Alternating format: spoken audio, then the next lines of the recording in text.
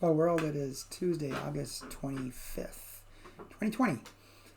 Very warm and muggy start to the day here in Defiance, in the low 70s, even at 6:30 this morning. I did get out for a bike ride. It was a beautiful morning other than the humidity is just overbearing. So be careful out there. The next couple of days are going to be quite hot. If you do go out, make sure you're hydrating well. The devotion for today is Redesigning Beauty, written by Donna Shaper. Donna bases her devotion on Exodus 35, verse 35 from the English Standard Version. God has filled them with skill to do every sort of work done by an engraver or by a designer or by an embroiderer in blue and purple and scarlet yarns and fine twined linen, or by a weaver, by any sort of workman or skilled designer. And Donna writes, God says we are already filled with the skills of artists and artisans and makers. The argument is that we are all designers. Who knew? Maybe we're not Picasso or Beyonce, but we are still artists. We are all creative and also created, maybe even recreated. My friend and I were playing tennis. I like tennis as my recreation. The courts were a little messy from a big wind the night before. The leaves were a little slick. She picked up one leaf right at the start of our game and she put it in her pocket. I was surprised. Why not just throw it off the court? But then I realized she was doing something important. She was removing it from the court. She was redesigning the tennis court. The uprisings that started on Pentecost, now almost 2 months ago, could fizzle again like they have before.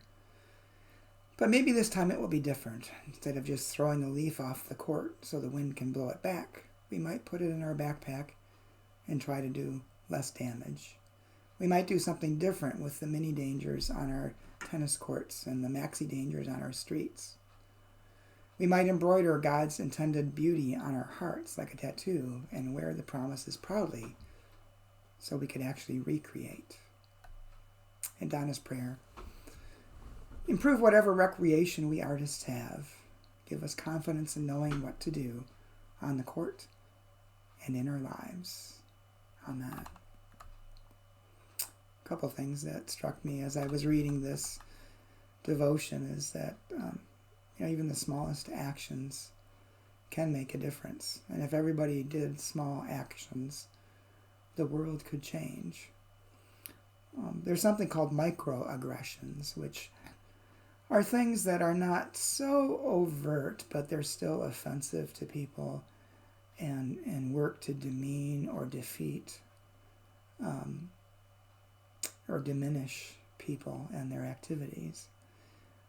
And sometimes we often do them without realizing it or contribute to them without knowing what we're actually doing. But those little microaggressions add up over time to be a huge burden. But what if we had like the opposite of that?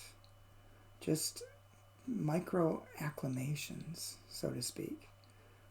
Doing little things, encouraging people, building people up through small actions and small words, just doing it continuously.